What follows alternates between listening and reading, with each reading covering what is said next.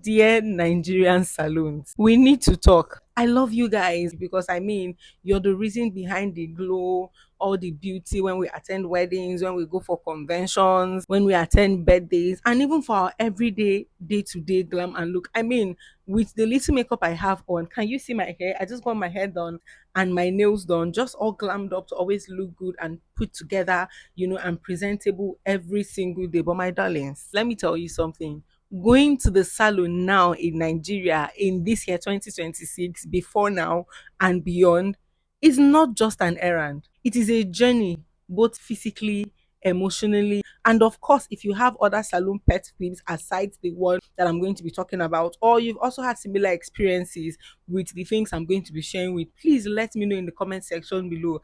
Let us talk about this thing. Maybe a salon person or a salon owner or a hairstylist is going to see this and will just come to our rescue and change some of these things. It is your girl Ezinne, and you are welcome to Ezinne Unfiltered. If this is your first time stopping by this YouTube channel, you're definitely welcome. Please like this video, share out this video, leave your comments in the comment section below, subscribe, hit that subscribe button. So with all the love in my heart, let me tell you what happened.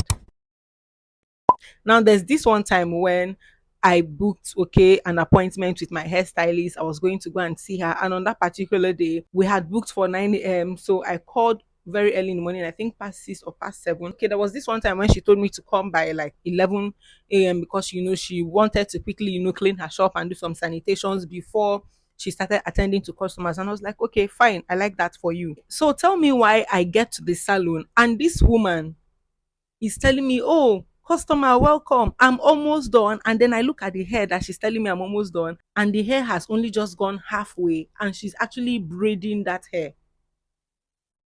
So now I have to sit down quietly, pretending to be smiling and calculating my life because I'm going to be spending the next 2 hours not getting my hair done and just watch other productive things that I would have done with that time just pass by. From that day, I learned one thing. Whenever a hairstylist in Nigeria tells you, give me 5 minutes, my dear, just get comfortable wherever you are and take at least the next 1 hour to 1 hour 30 minutes. Let's just say the remaining 30 minutes that is going to make it 2 hours is the time it will take you to go from where you are to the location where the salon is. Okay, so give yourself 1 hour 30 minutes, get comfortable and do something else because they're not going to be ready in 5 minutes. Mm-mm.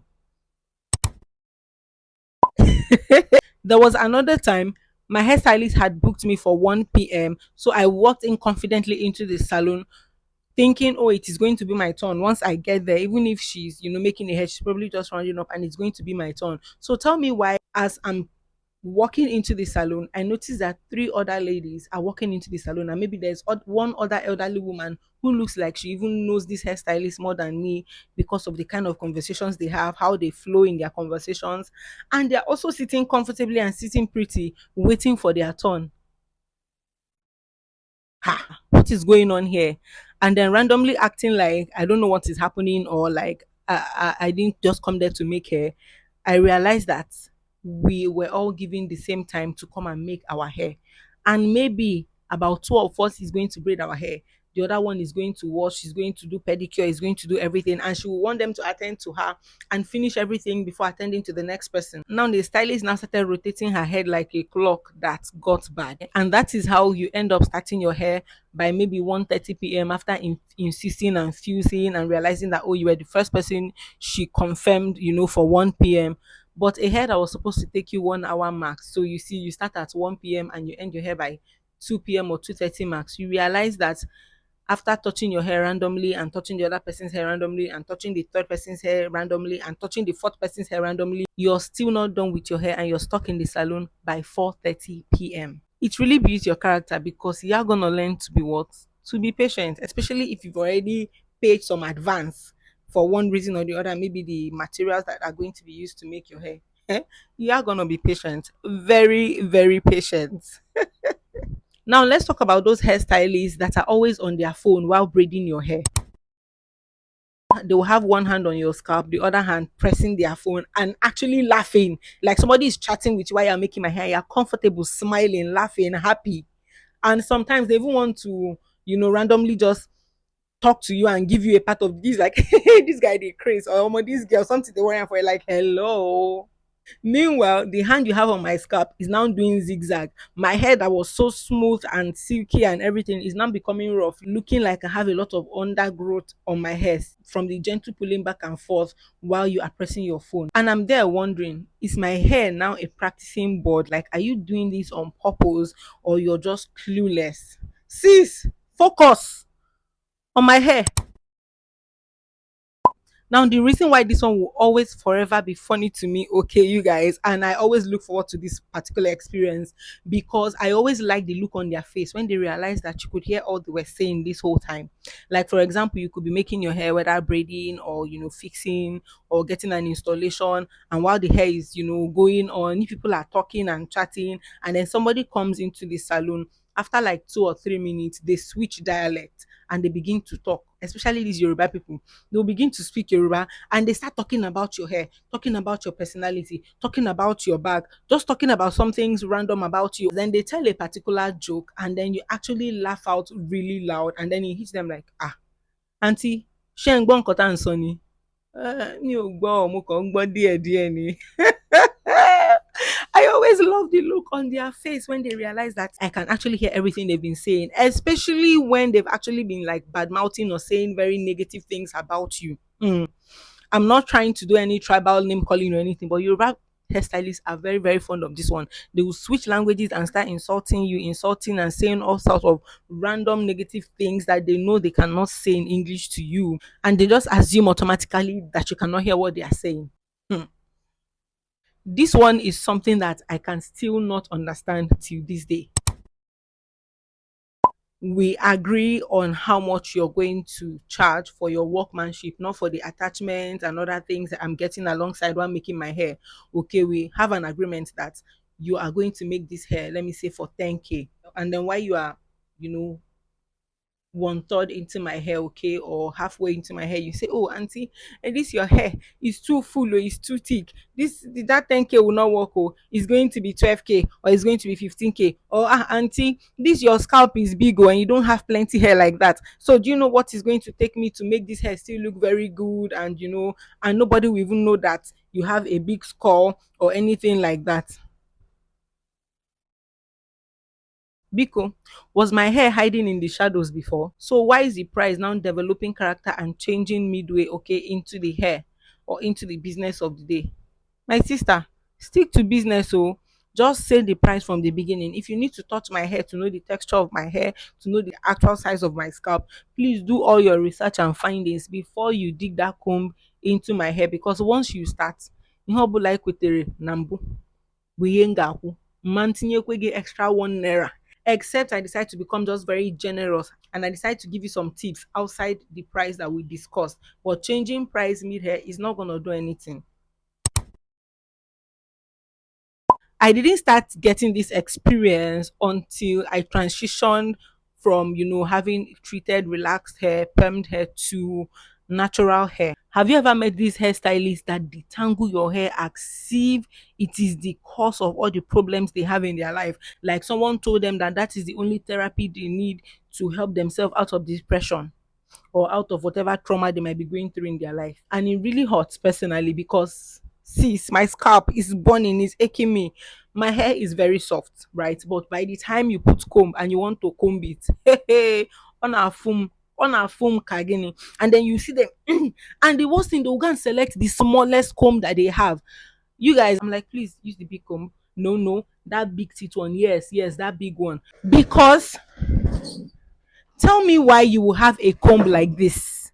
You will have this kind of comb in your salon instead of using a comb with a big teeth like this, even if it's not this one, another type, but a comb with a big teeth, and you decide to use all those ones that is four corner and short. Ha! My scalp did not offend you, oh. Neither is it me that offended you.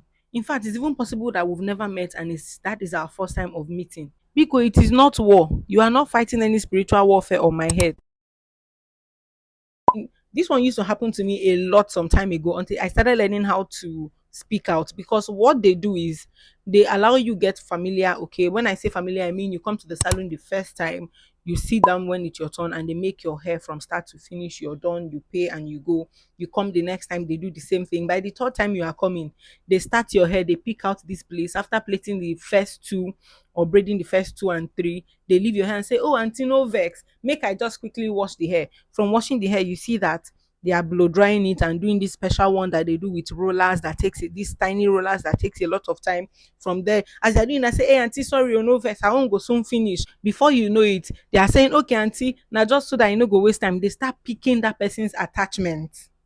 And you realize that you've been sitting down with half braid on your hair, and it's been past 1 hour or 2 hours since your hairstylist last touched your hair. It is at this point you realize that you're going to be sitting there clueless until you learn to stand up. Sometimes I have to false pretense, okay, that I am answering a call and somebody is waiting for me on the other end, so you need to hasten up. And then you realize that that extra 3 hours they want to now keep you, when you change it for them, that same 3 hours is now cut down to like 30 to 45 minutes. You're like, oh, so even my hair can be finished in less than 1 hour, but you wanted to keep me here for 5 hours. Okay, and then following on closely on that, you guys, is this one where you've been waiting for 4 hours or for 3 hours for your turn, not because they are necessarily attending to someone else, but they are acting like they are getting ready to make your hair. Let's assume you're going to braid, of course, and then they pick the attach, from picking it to combing it. Oh, you didn't pick it well. Before you know, she goes to drink water, she comes back. Before you know, she say, oh auntie, no vex, I never chop since morning, or please make I eat this food now, because if I no eat am now, if it be till evening before I go finish your own, another customer go come. And before you know it, you've spent like 2 hours waiting for your hair to get done. And then by the time they come to start making your hair, you realize that it only took about 45 minutes or 1 hour for your hair to get done. So why was I here for 4 hours? You see this particular one I'm about to talk about now, the one with me and my hairstylist, they use currently now. You know that thing where you're on wigs and you know you need to change your braids, and then you get there, it is time to braid, and she tells you, oh auntie, where is your attach? I don't understand. Am I supposed to go and bring my own attachment from the house? Do I sell attachment? Am I a co-hairstylist that is supposedly supposed to have my own attachment lying somewhere? Make it make sense. You should have communicated. We spoke. You knew I was coming. I told you I was coming to braid my hair. You could have simply said, "Auntie, when you are coming, bring your attach, or are you going to use attach from my salon?" In fact, bring me back to those days when you go to the salon to braid your hair, just your normal all back. And they always have like pieces of small, small, attachments that they used to braid your hair. And you didn't even really have to pay for it per se, because I think how they used to collect it then was that they would plead with customers who finish braiding their hair and what they have left is just very little attached. They plead with them to leave it behind, and they use that to make other people's normal braids when they come. There have even been times when they tell you, oh, I'm going to use attachment, or you will pay extra 500 or 1,000 because I'm taking out of an attachment, and they keep that particular pack of attach to use to braid people's hair. So why are you not telling me that I should go and look for my own attachment? Communication is key, even in your hairstyling business, my sister. Biko. Do you now know the one that used to pay me the most? That is the cocoa of them all. That a lot of people, even if you've not experienced all these things I've been sharing, you have probably experienced this one. And that is where you show your hairstylist a hair. And you're like, can you make this hair? And they say, okay, yes, I've made it before, I know it. And confidently they begin to make your hair, and you decide to say, okay, do you know what, I'm not a hairstylist, so I don't know the process it takes to lead to this hairstyle I just showed this person. And so you decide to trust the process. The final result, let's just say interpretation is real. They tell you, ah, auntie, your hair is fine, and you be like saying that the next one what I go do. So you just smile sheepishly lightly to the mirror, but in your spirit, in your heart of heart, you know that this is not the hairstyle that you asked this person to make. She just decided to make something else on her own. There is no harm in saying, oh, I don't know how to make this hairstyle, or even look over and over again. Have the customer open her phone or tell them, please send it to my WhatsApp, so that you'll be opening it randomly and be checking to be sure that you're actually getting the hairstyle, and not give us Z when we're asking you for X hairstyle. It's crazy. It's annoying. The number of times I've had to deal with what I ordered versus what I got on my hair is crazy. And that is one reason why when I eventually get one person, I'm going to stay loyal to that person for as long as it takes me to identify somebody else on another person's head who does exactly what they are asked to do. But here's the thing, despite everything, we still go back because saloons are like a community. They are therapy, they are gist headquarters where you get gist. I mean, did I even talk about those ones that will ask you questions, random questions, okay, here and there, trying to dig deep into your life, or that give you unsolicitedly, like freely, information about every single soul that passes by the front or the entrance of their shop, or someone that comes in and leaves. They are going to give you a breakdown of the person's life. Those gist that you get, and sometimes those advice that you get from talking to fellow sisters or fellow women who might have similar experiences as yourself, or you just learn from their experiences. I mean, I always look forward to times like that in the salon too. So this is not hate, it is love. Dear Nigerian salons, be cozy. Joe, I don't know how to say it in Hausa. We just want small peace, small structure, small honesty. We are your loyal customers already, so treat us gently and keep showing us the same love you showed us the first time we came, even if we've come back for the 10th or the 15th or the 30th time.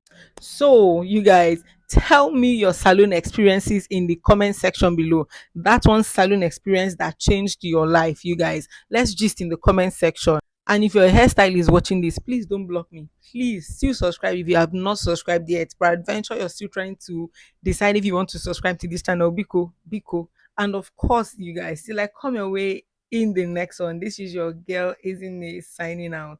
Peace.